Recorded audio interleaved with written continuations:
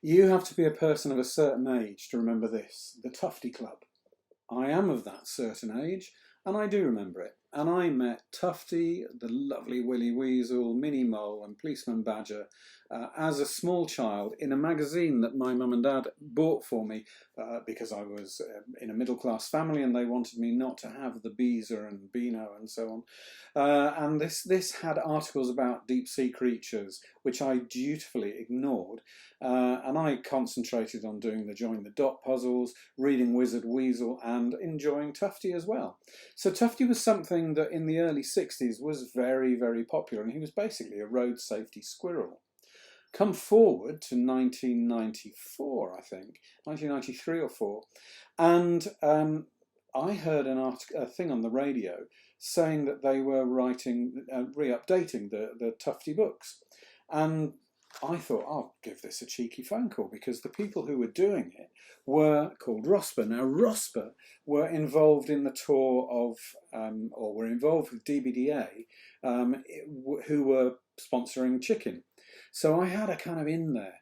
So I made a cheeky phone call, got a cheeky meeting with the RoSPA people, and in the end they agreed to allow Rachael and myself, Rachael who was at that point a trained infant school teacher, early years teacher, and we wrote in a month, in a very busy month, because I was also preparing for a drama festival, TUFTY'S Adventures, and there's the book, sponsored by Adams, you might remember, a children's clothes retailer. It was an incredibly exciting gig to get, my first paid for writing thing that I'd ever done. And with the background of Too Much Punch for Judy and Chicken, I began to have a kind of road safety background, and we got the job, and it was wonderful, and I thoroughly enjoyed being one of the creators for Tufty, for something that had actually affected me as a kid. And with our own children, we were able to import some of the things that they had. So Ollie had green wellies, Tufty had green wellies. We all loved football, so we had great things with a dinosaur and football, coming into a football match. Great stuff.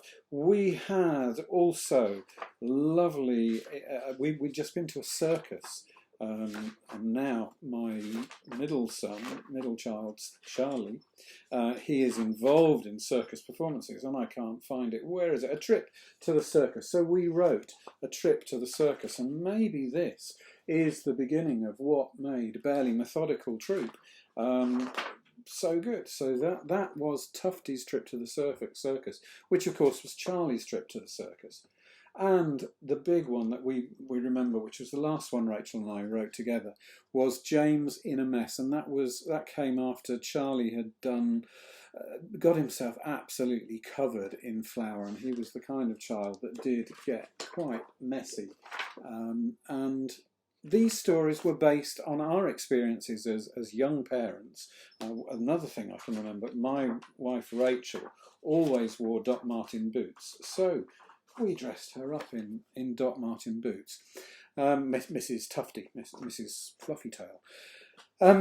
It was just a fantastic thing to be involved in, and it certainly gave me confidence to come up with imaginative things. Here we weren't I wasn't taking people's words and turning them into stories, although we were given backgrounds of the kind of safety feature that they wanted us to use.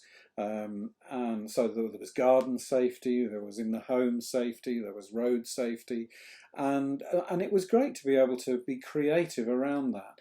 And doing that and working with Rachael gave me a confidence to feel, yeah, I can actually, like I did with Happy Soap, I can actually write my own stuff and I don't have to use other people's words.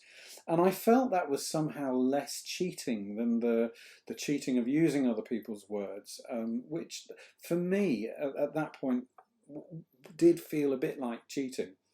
So Tufty was a very important part of my development, but a somewhat forgotten part of the Wheellerplays history, but a very, very important part. And it came in a month that was crucially important for me, because we had to write the stories in 30 days.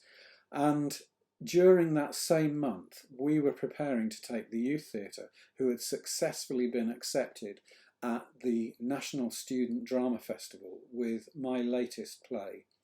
And the next episode will tell you all about that adventure.